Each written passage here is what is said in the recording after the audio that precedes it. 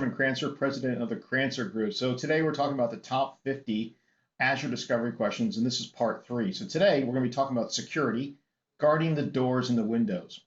So the first one that I'd be asking here when it talks about security is choices, choices. Is the cloud infrastructure or any of its components single tenant? Or is it fully multi-tenant in nature?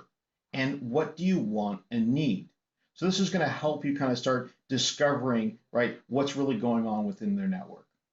Next, speaking of choices, what type of network segmentation is available and how does it compare to your needs? So this is going to kind of help you out, kind of figuring out what is their virtual network setup? Are they having subnets that are applicable to their virtual machines? And how are they actually designed, right? How are the subnets designed? Are they designed where it's different workloads or different people? Kind of starts bringing up some great information that's coming from that. And then I think also on top of that is security. Well, how are you securing those access points, right? Next, your data is your company's lifeblood.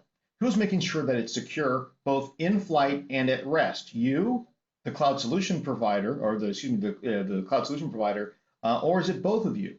So this is going to identify how much they know about security and whether or not they are relying on that cloud solution provider to provide the security or not. Now, this will give you another great avenue to kind of talk about some of the security environments and the security applications that are coming from Azure.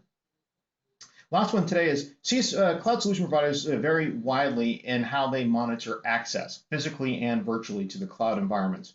What controls are acceptable to you and what would raise a red flag? So this kind of talks about the delineation between what the cloud service provider and what they want. And if they're going to be moving or migrating to the cloud service provider, it's great to kind of understand what are the security parameters and needs that they have, right? And I do believe that the more that you ask these types of questions, you're going to be viewed as somebody with a higher profile, understanding, their needs. All right, thanks so much for checking this one out. Come back next week for part 4. Have a great day. Bye-bye.